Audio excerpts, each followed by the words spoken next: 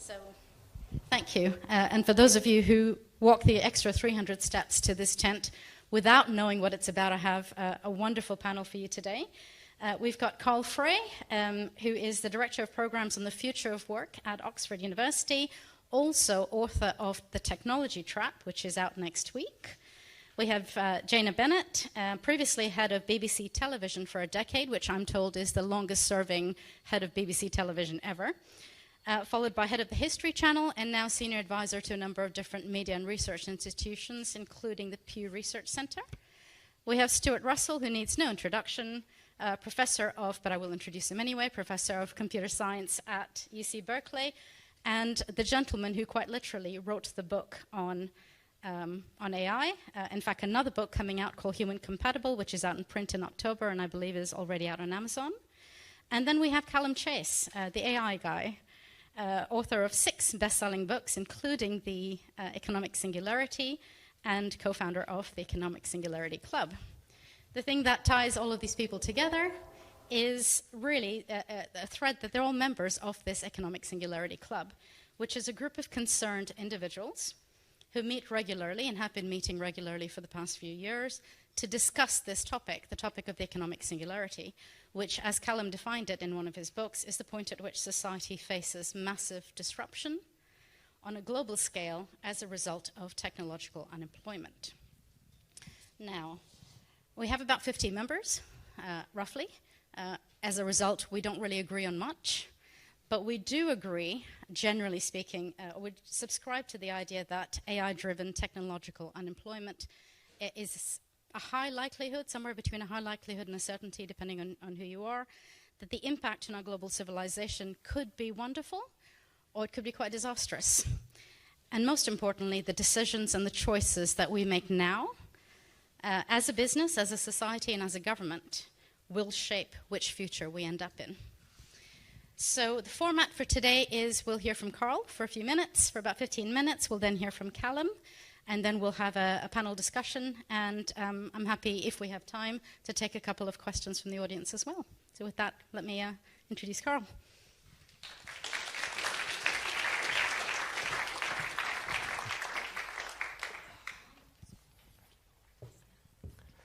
Thank you very much. It's a real pleasure to be here today and having the opportunity to share with you some thoughts from my recent book, The Technology Trap.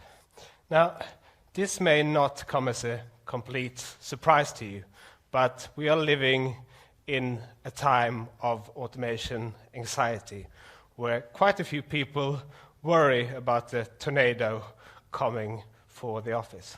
In fact, a majority of Americans, according to a recent Pew Research survey, now believe that governments should restrict the potential of businesses to automate away jobs beyond hazardous tasks. This may seem puzzling because when I was an economic history student, I was told that machines taking our jobs should be the very last thing we should worry about. Because for millennia, economic growth was slow and stagnant. The takeoff only came around 1800 with the first machine age, which allowed us to produce more with less and put us on this self-reinforcing cascade of progress that creating the modern world. People today have roughly 20 times higher incomes than they had at the dawn of the Industrial Revolution. But looking at incomes alone even understates the improvements that have taken place.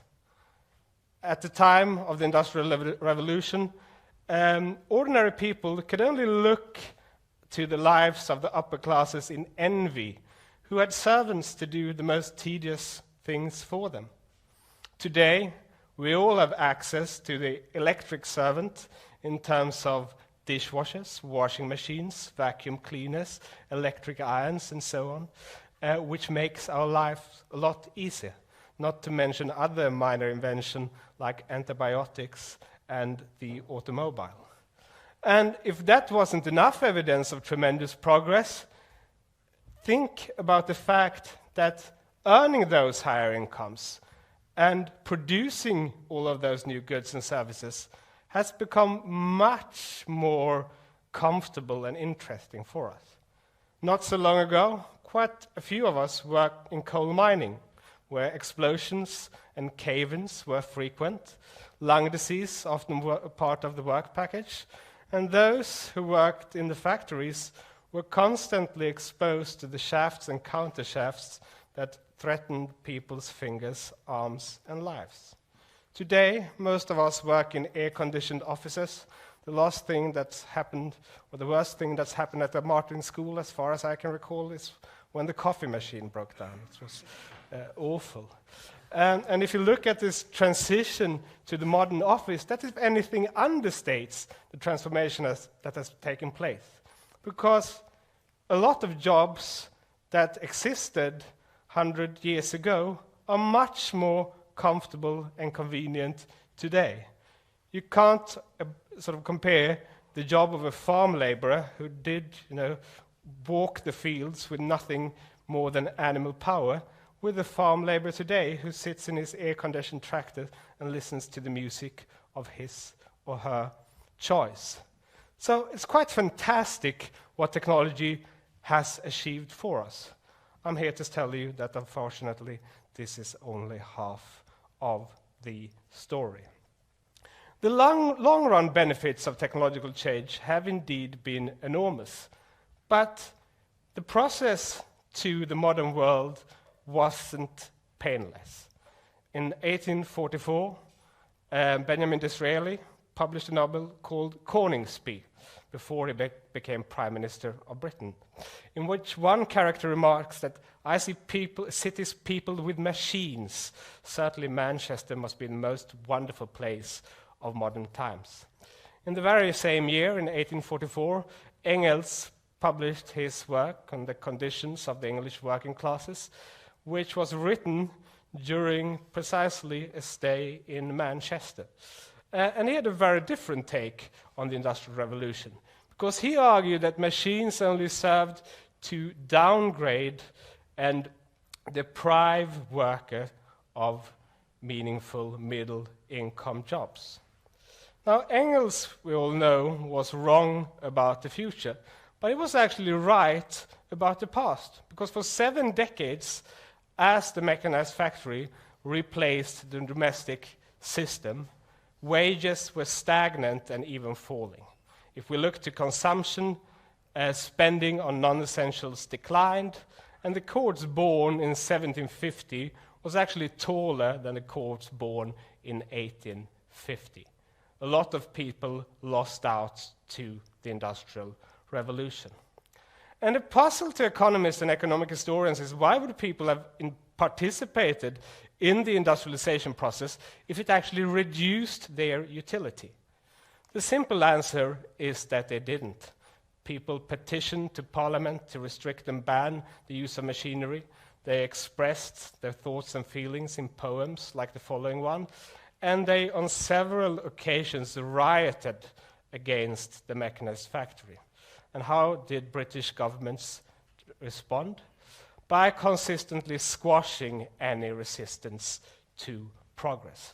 And I think it's important to remember that what began with the construction of the first factories and ended with the construction of the railroads also ended with the publication of the Communist Manifesto.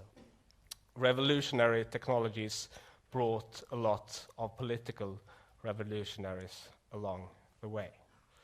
Now, I'm not here to tell you that we are going to live through the same experience, but income inequality has been approaching similar levels that we have seen during the Industrial Revolution. And the drivers of this is, like in the early days of industrialization, primarily technological change. It's not the spinning machines that replaced artisan workers, but computers that have allowed businesses to relocate production to low-income destination, and that has allowed us to automate away a lot of routine manufacturing jobs. Now, this has been really good for some of us, especially those of us who use computers in our offices and that are able to reach a much larger marketplace where we export our ideas. But it hasn't been good for everyone. If you look at prime-age men with no more than a high school degree, they have actually seen their wages fall for 3 consecutive decades now. Now, we have already seen a backlash against globalization, but automation has had very similar effects. Where the robots are also the voters who opted predominantly for President Trump in the 2016 general election. Now, we have already seen this backlash against globalization, but the rise of China has already happened. And most people today work in non-traded sectors of the economy, meaning that they are relatively shielded from the impacts of trade and globalization. But they aren't shielded from the impacts of automation, and we have seen nothing yet. As artificial intelligence progresses, the effects of automation will become more pervasive. And when Adam Smith wrote about the division of labor back in 1776, he didn't envision this division of labor between us and machines. He envisioned a very different division of labor. But this division of labor has evolved much more rapidly in recent years than it has in the past. And much of this is due to big data, the progression of Moore's law, and clever algorithms, which allows us to automate a lot of things that were simply inconceivable only a decade ago. Automation is no longer confined to routine rule-based activities that can easily be specified in computer code and readily automated. Machine learning allows algorithms to tap into our experience, learn through trial and error, very much similar to the way we learn. And according to my own research with Michael Osborne, this could potentially mean a watershed for labor markets. 47% of jobs are at high risk of automation, according to our estimates. And that doesn't just include manufacturing jobs, but anything from transportation, logistics, retail, warehousing, and services, and so on. There's no sector that is not going to be affected by this. The fact that 47% of jobs are potentially at risk of automation, though, doesn't necessarily mean that they will be automated away anytime soon. A lot of factors drive decisions to automate, but I think that the very underappreciated one is resistance to technological change and adverse public opinions.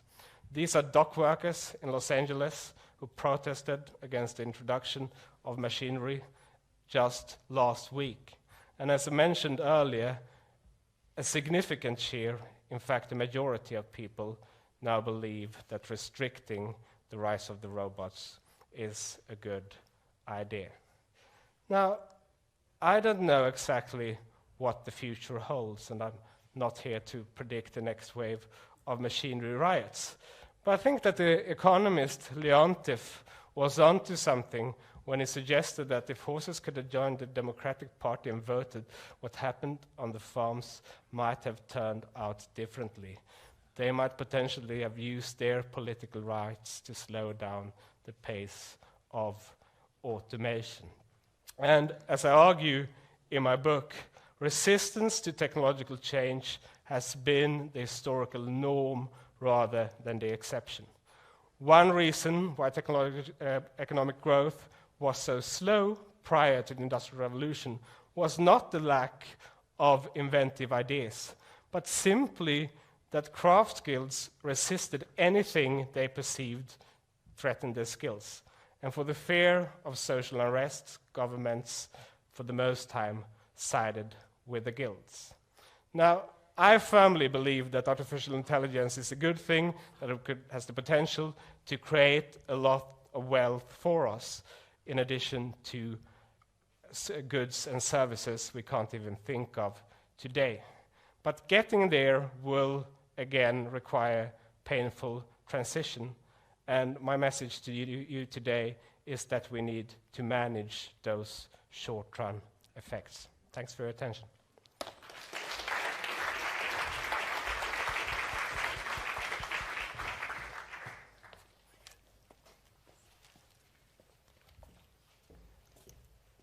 Well, Carl's done a great job of outlining the scale and difficulty of the transition that's coming.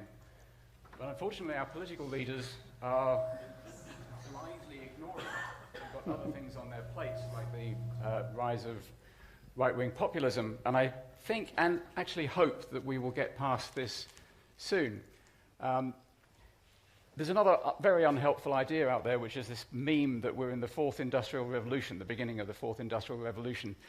We're at the beginning of something much, much bigger than a subset of the fourth industrial revolution. We're at the beginning of the information revolution. And it's going to have a bigger impact on humans than any of the revolutions that have impacted us in the past. In the distant future, perhaps not such distant future, we're going to need Stuart and people like Stuart's work to keep us safe from superintelligence and make sure we get the benefits of superintelligence. And in the shorter term, but the medium term, we are going to be facing the economic singularity. Now, anybody leading a tech giant at the moment is in denial about this.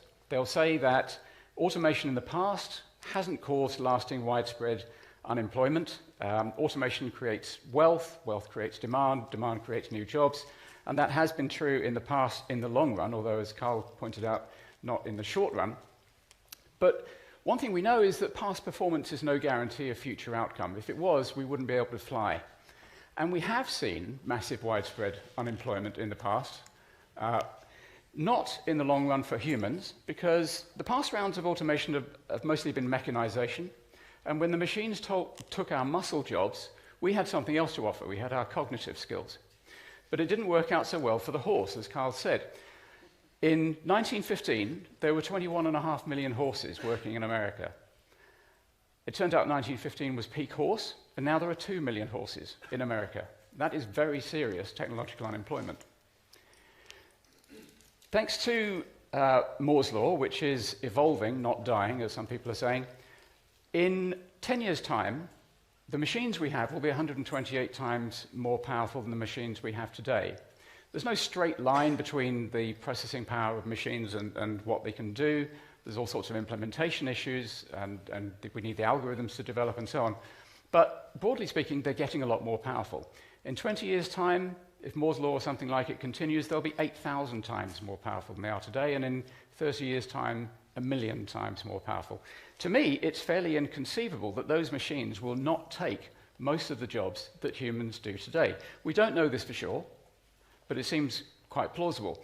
It isn't going to happen tomorrow. It isn't going to happen in the next 10 years. What is definitely going to happen in the next 10 and 20 years is there's going to be a lot more churn. We have to get a lot better at working out how to reskill ourselves and reskill other people, and to deal with the people who fall by the wayside in that process. Jobs will change, tasks and jobs will change, but also firms will fail as they get disrupted. So there's going to be a lot of churn of jobs. But in the longer term, in the medium term, there is the distinct possibility of massive widespread unemployment. And to deny it, to say that it's not possible, I think is dangerously complacent. So we have to figure out what happens if we have a jobless future. Can we make that a wonderful future? And I think we can. The solution that I think is the right solution is going to sound a bit crazy, but I think it can lead to a really wonderful world, a world in which machines do the jobs. Could be a world in which humans do whatever we want to do. We learn, we explore, we play. It turns out that being comfortably off and retired is really, really good. Being poor and retired sucks, but being comfortably off and retired is really good. So that's where we need to get to. And in fact, I think the people who insist that we will always have jobs, I think they are pessimists. There are, of course, one or two little problems, and the big one is money. How do we get enough money or resources to all the people who no longer have jobs? And a lot of people think that the answer is universal basic income, and I think they're wrong. I know that there's some profound disagreements within the Economic Singularity group about this. I think a universal payment is a pretty bad idea. I don't think it's a great idea to pay Mark Zuckerberg and his kids a great deal of money. But the real problem with universal basic income is the little word in the middle of it, basic. It means that at its best, universal basic income makes everybody poor. And we have to do much better than that. We have to make everybody rich. Now, how can we do that? I think the answer is the economy of abundance, also known as the Star Trek economy. And that is when we make the cost of all the goods and services that we need for a very good standard of living, let's say an American middle-class standard of living, we make the cost of all those goods and services nearly free. Not entirely free, because we want to keep the power of the market. The market is a fantastic mechanism for resource allocation. It's the best mechanism we know of. So we want to keep that. Now, this does sound crazy. I'm aware it sounds crazy, and of course people are leaving because it sounds crazy, fair enough. But we have seen some examples of it already happening. When I was young, which is admittedly a very long time ago, it was impossible, even for a rich person, to listen to all the music that they might want to listen to. And now it costs £10 a month. So can we replicate that across the rest of the economy? We can clearly do it with digital goods, weightless, easy to reproduce and so on, but can we do it for physical goods? Can we do it for cars and constructions and clothes? Can we have clothify and constructify and carify? Well, I think yes, we can. And we need to do three things to make that happen. Firstly, we need to take humans out of the production process, and that's what automation does, so that will happen. Secondly, we need to make energy very, very cheap. And this, again, is happening. Some people will tell you that it's already cheaper to use renewables than to dig up dead dinosaurs. It's not really true yet, but it will be true. The cost of solar cells is on an exponentially declining cost curve. Who knows, we might have fission within 30 years or so. Who knows, we may not. Fusion. But certainly, electricity is likely to get so cheap that it's hardly worth metering. And then the third element is AI will make our production processes much, much more efficient. They will enable us to find much cheaper sources of raw materials and to use less of them and less of them. So I think that through cost reduction, it is probably possible to have the economy of abundance. And I think the real threat is panic. I think if we're going to get the economy of abundance, it will probably happen as a natural process of our economic development. But if people perceive that technological unemployment is coming, and they don't believe that abundance is coming, there's likely to be a panic. And it might be that self-driving cars are the canary in the coal mine that cause that panic. When everybody knows 2 or 3 people who have been made redundant because very clever machines are now driving vehicles around, which is something we don't allow humans to do until they're adults, they may start thinking, well, actually, it's not going to be very long before they come for my job, whether they're an accountant or working in a factory or a warehouse. And when we panic, we do a number of things. We might all decide we'd better get our assets liquid, better we'll sell our houses before everybody else sells their houses. And we have the mother of all house crashes around the world. Another thing we do when we panic is we vote for very bad political leaders. Political leaders who tell us that they're going to take us back to a past which was glorious and has been stolen from us by the elite. And of course, they can't do that because the golden past didn't exist and it wasn't stolen. And that can lead to very bad outcomes. Now, about 3 years ago, Stuart Russell was in a conference and he made what may have been a sort of slightly throwaway comment, I'm not sure. But what we ought to do to prepare for this new world is get a bunch of science fiction authors and a bunch of economists and lock them into a room and not let them out until they'd come up with a plan for how to deal with this eventuality. And I thought that was a brilliant idea. I interpreted him to mean that we should set up think tanks. And so I thought we should do that. So Radhika and I decided to set up a think tank, and we called it the Economic Singularity Club, and to my great pleasure, Stuart agreed to join it. And we've given ourselves the task of trying to persuade more people to take seriously the possibility of technological unemployment in a generation or so. We don't know it's going to happen, and if it's going to happen, we don't know when it's going to happen, but we think it's possible, and we think we should be taking it seriously. So we're trying to recruit people to join the movement, the broad movement of people who take this idea seriously, because if we make the transition to the economic singularity successfully, we can have a really wonderful world, a world which could be wonderful almost beyond our imagination. If we don't, not so much. So let's take it seriously and get wonderful. Thank you.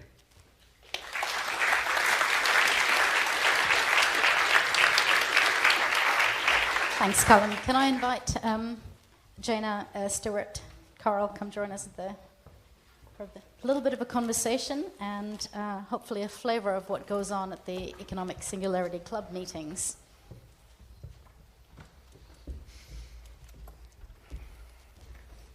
Thank you. So definitely quite a few common threads between Callum and Carl, but certainly some points of difference as well. Stuart, if I can bring you into the conversation just to get us kicked off, if I were to ask you, if and when we have human-level AI, what will humans be doing? So I think human-level AI would, as Callum indicated, I call it everything as a service, right? So we can get a lot of things by tap, tap, tap on our cell phone. I can be in Melbourne tomorrow afternoon.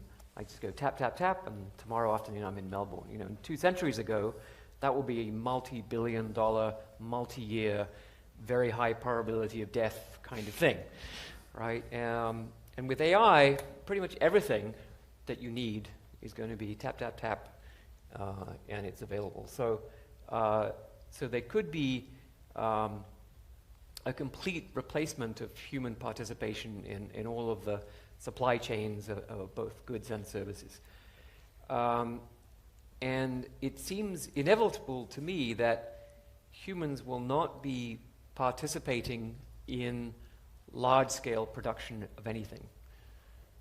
Because large-scale production involves, by definition, repetitive, routine processes, and where we have used humans as robots for thousands of years, and now we have real robots, so why would we use humans as robots? So the likely thing we're going to be doing, it seems to me, is person-to-person services, where we actually have a competitive advantage. And it's sort of a trick, right, that because we share so much of our nervous systems with each other, we know what it's like to be the other person. We lost the sound. So I'll project my voice. So we know what it's like to be the other person. And so, for example, if I want to know what it's like when you hit your thumb with a hammer, I can just hit my thumb with a hammer. I don't need a PhD in neuroscience to do that, right? Whereas a machine needs a PhD in neuroscience in order to know what it's like to hit your thumb with a hammer. It still doesn't really know what it's like. It has a description of what it's like, but not the experience. And so this means that in these person-to-person sorts of functions, we have a competitive advantage. And also the fact that actually for a lot of these functions, I don't want a robot doing it for me. Even something as simple as companionship at lunchtime. I don't want to have lunch with a robot. I want to have lunch with people. I want to be valued by people. I want to be comforted by people. I want my children to be inspired by people. So the problem with that is that many of those professions currently are extremely low wage. So you think about childcare. It's £5 an hour plus you can have some ice cream from the fridge. Right? Now imagine if you had, you had a broken leg, and you offered the orthopedic surgeon £5 an hour and some ice cream from the fridge to fix, to set your leg and fix whatever damage was done, right? That would be ridiculous. Why do we pay him? Well, I suppose not in the NHS, but in the US, £5,000 an hour to fix your broken leg. It's because he knows how to do it, whereas the bored 16-year-old you're paying £5 an hour has no idea how to look after your children. Right? Why does he have no idea? It's because our society has no idea. Because we haven't put in the effort to discover how to do it. We haven't put in 2 centuries of science, engineering, medicine, research to learn enough about human beings that we know how to look after them, that we know how to fix broken minds instead of broken legs. So if we're going to have a substantial economic role for individuals in the future, they're going to require skills and professionalization that currently don't exist because we haven't made them exist. So we need to start investing now in the human sciences. So President of Northeastern University, Joseph Aoun, calls it humanics. But this is a discipline that we've sort of left to wither on the vine, and the humanities have gone their own way. And there is a potential, I think, to have a wonderful future where people are just much better human beings in the sense they are much better at improving each other's lives and enjoying their own lives. But these are skills that we lack in spades. So you're talking about empathy-based jobs and the fairly large shift that we have to make as a society in the kind of work and kind of jobs that we value and the way we account for them, we pay for them. Yeah, I would say, so when people say empathy-based jobs, they think about, the caring professions, the poor invalid who needs someone to look after them. But, think about executive coach, right? It's not exactly empathy, but it's an individual person-to-person service, and it's, the inequality in that relationship actually is in the other direction now. And so it could be much more like that. But generally, jobs that where an understanding of the other person's viewpoint is extremely important. Yeah. Fascinating.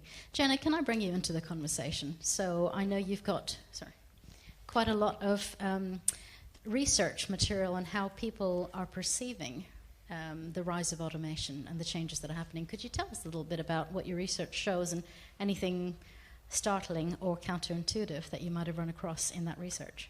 Sure. Is this on or this on or both? Oh, okay, I'll just speak. So I regard myself as an absolute lay person in the Economic Singularity Club. In other words, I've just done, in a way, media, communications, and declaring the interest in I'm on the board of the Pew Research Center, where a lot brainier people than I are researching people's attitudes. And I thought that was interesting because one of the things about the Economic Singularity, in a way, think tank, is looking at the gap between what members of the public might have around understanding or concern versus, let's say, the political class or policymakers. Because the wider that gap is, the less pressure, in a way, would be exerted on the political leaders to think about it or to do anything or to prepare. So it's an interesting area to sort of look at whether you might assume there's a high level of concern. Are people prepared for this revolution? Do they feel vulnerable, for example, or fearful? So I'm going to plunder some findings from the Pew Research Center, and you can get it all publicly. It's all for free on their fact tank website. You can look at all their studies because it's a nonpartisan Washington-based think tank, which is for the public to access on internet and technology. And a fellow called Lee Rainey leads this particular kind of stream of work.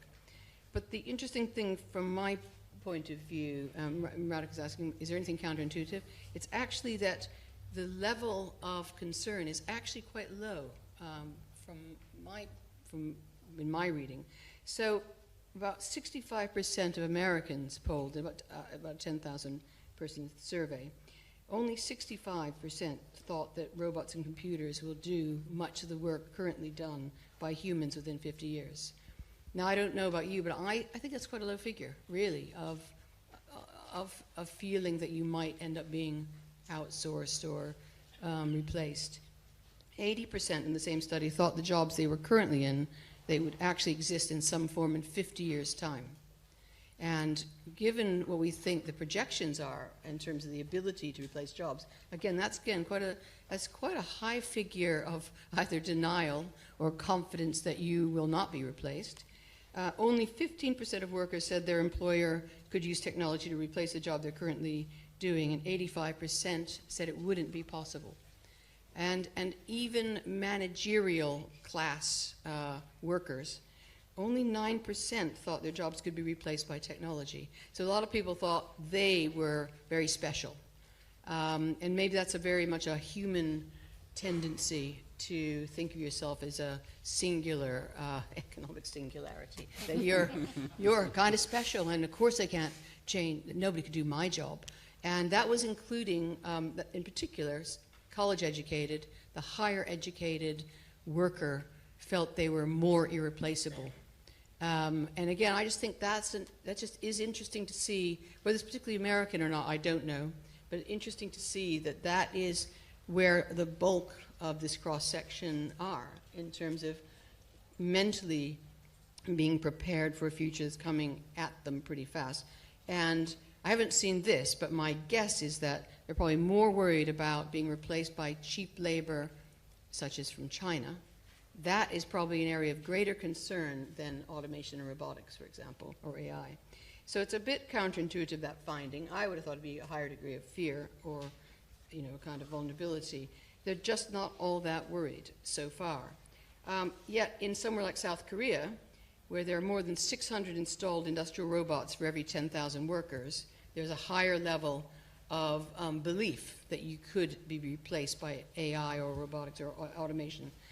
In the States, only 200 out of 10,000 workers have installed industrial robots, and yet the hourly cost of robots $4 versus a manufacturing worker in Germany being $49, in the US $36. So there is an economic logic at work here, which maybe isn't as well recognized as it could be. And this is one of the international surveys. So those are the things I thought were kind of interesting about the, what's going to happen around dislocation. And I actually agree about if you start to know people who've been replaced by, let's say, driverless cars, you will start to, through almost like your local common sense knowledge, start to realize stuff's happening. But perhaps when that hasn't happened yet, you just end up thinking, it doesn't apply to me. So those are the main, I can also share these as slides. Sorry, I don't have slides. But that's, to me, the kind of in a nutshell where the US worker might be right now, and where other countries like Argentina and Greece, for example, really believe that AI is a threat. Why? I really don't know, but it's kind of interesting, particularly Argentina and Greece. Interesting. So interesting by different countries how bumpy it will be. Yeah, fascinating. So I guess we're learning that we need to move quite rapidly towards a person-to-person style economy, and yet the level of understanding awareness is quite low. Let me just open this question out to anybody, or really two questions. One is, what sort of timeline do we think that this will play out in? And secondly, how do we make sure that the future benefits are widely shared, or as much as can be? So I don't think we have any idea whatsoever about the timeline, to be completely honest. And the reason is very simple, right?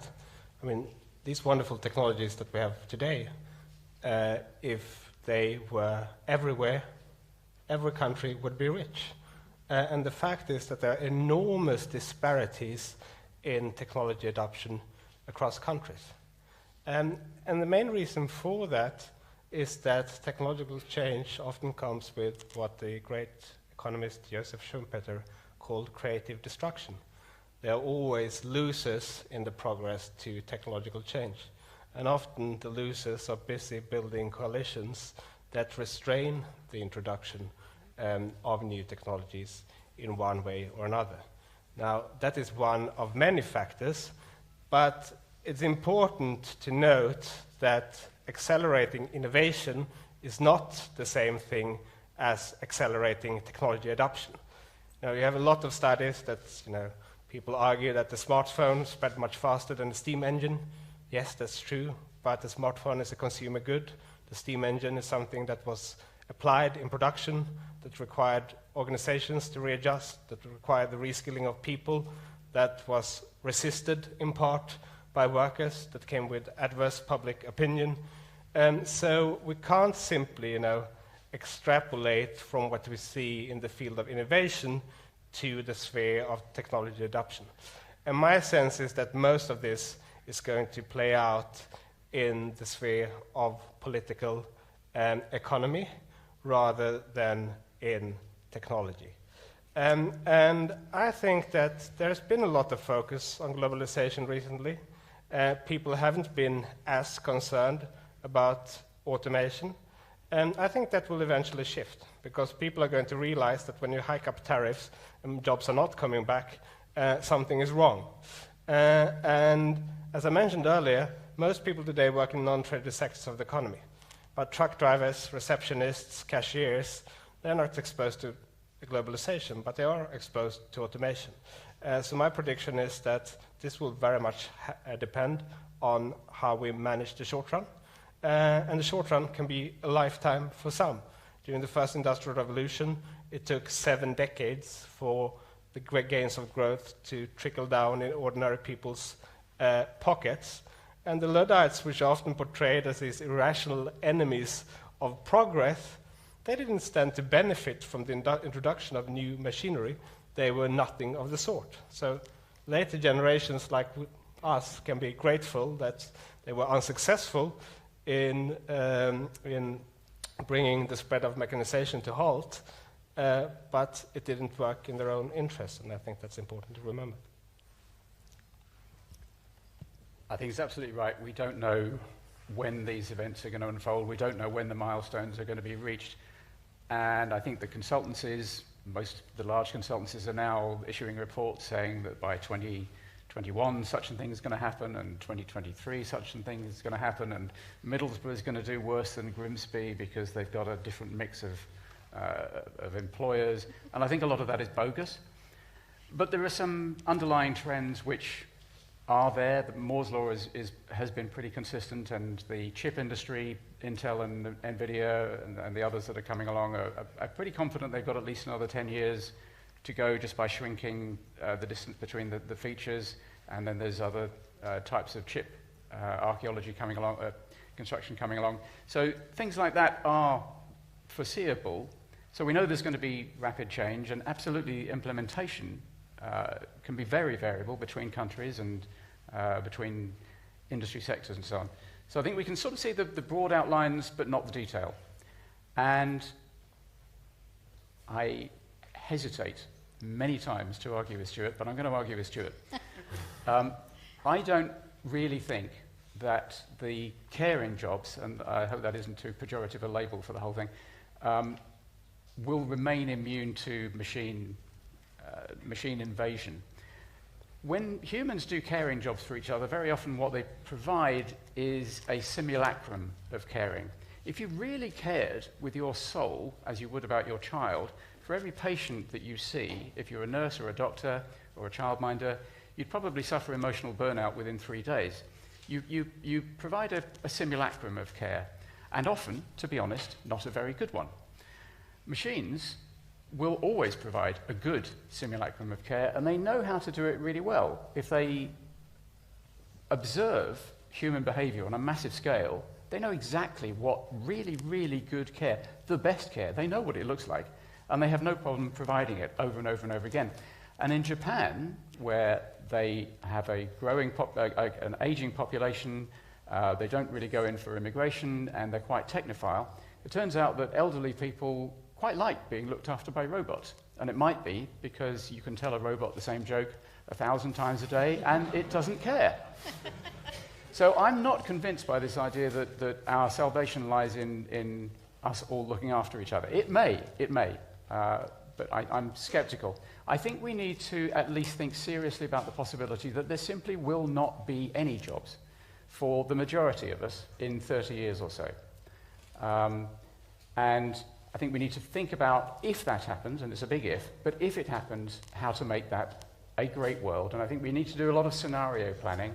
And as I say, the only solution I can see to that is abundance, because I think it's only if we have abundance that we can make the taxes that the rich people will have to pay, those still in work and those with assets, i.e. Mark Zuckerberg. It's only by having abundance that we can make those taxes not so onerous that Mark decides to go and live in the Cayman Islands and surround himself with a big wall with lots of cameras and guns. Stuart, would you like to defend yourself?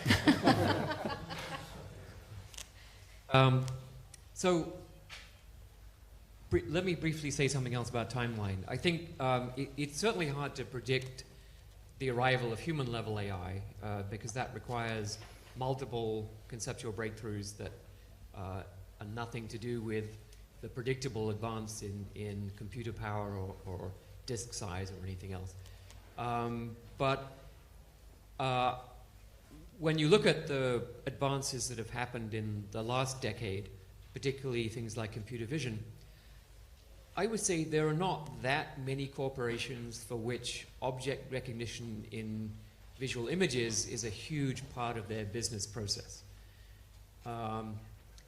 But I would say that the ability to understand language is actually much more commonly part of the business process for many, many corporations.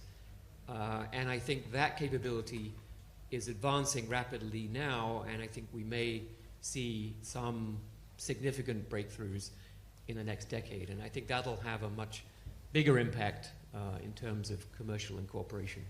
So that will be the area where I think we might see significant and then reductions in employment for verbal workers, let's put it that way.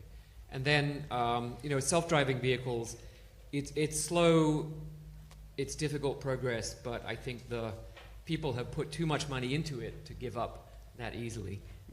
So I do think that will happen, but not, on a 12-month time frame like some of the more optimistic predictions. They were talking about it in 2014. They were saying, we'll be selling cars to the public by 2015. And that was a really embarrassing prediction to have made. Coming back to Callum's remark, I mean, I do think that, yes, eventually machines could provide many of the same interpersonal services that humans can provide.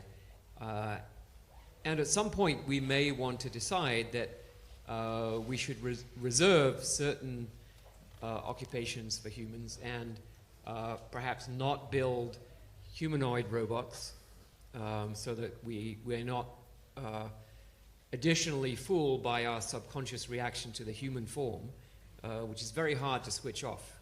And actually think about it that way, right? If see this styrofoam block here, right? I would have no problem switching that thing off. It's a styrofoam block. But if that was apparently a living, breathing, very human-like machine, it would be that much harder, particularly if I'd been talking to it for several weeks about my inmost feelings, to then just switch it off and take it to the dump and recycle it. These are not questions for the technologists to answer. I think we have to have a really important cultural conversation about how we want the future to look. And at the moment, the media thinks the future looks like a scene out of Terminator, and there isn't very much in the way of constructive vision. So on that point, what I'd really like to do is, I know we only have 2-3 minutes left, I'd love to get a vision from each of you of what a wonderful future could look like. But before we do that, I did promise to take one question from the audience. So if anyone has a burning question, jump up and down. If not, we'll yes. So if people are going to replace their caring jobs with AI, does that suggest that people will also replace their friends and their other human interactions with AI? And if that's the case, presumably that's not the sort of future we want, and so we're going to need to coordinate to stop that in some way. I'm glad you asked that. If machines replace us all in our jobs, if they replace all of us in all of our jobs, that does not mean that humans then become pointless. As far as we know, machines are not conscious. Let's hope that they're not, because if they are, we're committing mind crime on a massive scale. But so let's assume machines are not conscious, and they're not about to become conscious, at least until we get to AGI, which is probably many decades away. So the fact that we are the only conscious beings on this planet to the level we are, obviously cows, crows, dogs are conscious to a level, but our consciousness is something that we, at least, we're a bit biased, we think is valuable. That doesn't go away. So our relationships with each other, which are based largely on that consciousness. You know, if I worked out for certain that you were a philosophical zombie and not conscious, I wouldn't really be interested in you anymore. So as long as we continue to believe that each other is conscious, then our friendships mean a lot to us in a way that they cannot with machines. We get very anthropomorphically fond of machines. As Stuart was saying, if that was a humanoid machine, it would be harder to be nasty to it. Men particularly get very fond of cars, so we can be anthropomorphically fond of machines even when they're nothing like humans. But the consciousness thing means that humans have a point that lasts well beyond machines taking over our jobs. Thanks, Callum. Right, I recognize we've only got about a minute left, so I may not ask everyone, but would anyone like to paint a picture for me, or one or two people, the characteristics of a wonderful future that we ought to be keeping in mind as we make our choices? Well, I think there's quite a lot of, I've got quite a lot of faith in a way in human beings being interested in the ethics of what should be set up or as controls or, you know, parameters for machine intelligence or, you know, robots to not be able to just decide any old thing. And that's quite, I mean, we haven't probably set up enough of these tests or controls or panels or whatever yet, but there's an interesting consciousness that is going to be important to serve humans. But the other side of this is a kind of bit of a tangent, perhaps, but not for me. It's about it's about planet Earth. If you think of the complexity of, let's say, something like climate change, the multifactorial inputs that are required, I mean, in terms of trying to process what you might need to understand in order to do something, it is beyond one human being's brain. And it's something ready for AI to help to work out how do you manage planet Earth on behalf of planet Earth, not just us extracting more resources. So I think I'm optimistic about that, because I think if you think of it as a caring set of jobs as well, us being stewards of environmental management and rewilding perhaps, or all these things that are actually not so much about us, but about where we live. I think that is both potentially a source of new types of jobs, but also a very positive way of deploying AI, because a single computational thingy is not going to be able to cope with the complexity involved in all the things that go into making this a pretty remarkable place that we ought to really care for. So that'd be my optimistic and urgent way of thinking about how we use this for a better good. And would anyone else like to add their pieces of their utopian vision? Well, science fiction is the source of many of our stories, and normally it's dystopian, but there's some good, positive, upbeat science fiction stories, like Star Trek, like Ian M. Banks's series, which I believe Amazon is making a movie out of, or a series of TV programs out of, which should be great. The film Her, the film that actually Stuart was in, Transcendence, about a Berkeley computer scientist getting shot. That's in a way quite an upbeat vision. So there are some, because of what happened later, not because of the scientist getting shot. So there are some quite upbeat visions out there. Fantastic. Carl? Well, as an economist, I'm a big believer in the division of labor, and I'm the first to recognize that there are more creative people with more of a vision out there than myself to sort of take us forward. As an historian, I would say that I'm not too keen on 5-year plans that, create a common vision that we all move towards. I think that we have our separate visions often, and I think what we need to do over the coming years is to defend our democracy and the freedoms that are now under threat, to be able to pursue our separate visions. Thank you very much. Stuart, I'm afraid you're the only one who hasn't said anything. Would you like to? Well, I think I got to say a little bit of the vision at the beginning. You did. And so let me explain a little more about the thing that Callum mentioned, the idea of getting economists and science fiction writers together. So science fiction writers, they are a synthetic discipline, right? They synthesize new visions of the future. But they're not analytic, so they don't necessarily, those visions don't necessarily make sense. They wouldn't actually hold together because of, the laws of economics would cause them to fly apart. On the other hand, the economists are an analytic discipline, right? There's no, you don't take an upper division course in, designing completely new economic systems. That just isn't a thing in economics. And so they're much happier perhaps analyzing proposals or predicting what would happen if we change this knob or this knob or this knob at the policy level. So that's why I proposed that we needed to put them both together in the same room so they can inject reality into the science fiction writers' wild imaginings, but we can actually have some imaginings.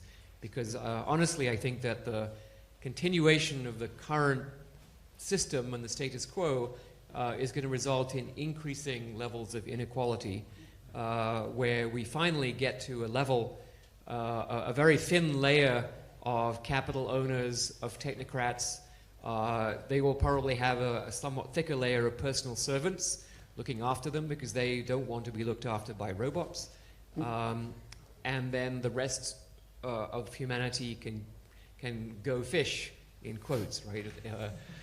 It's honestly, I think it's hard to value, at least the way our culture works. It's hard to value yourself and your own life if nobody else values you.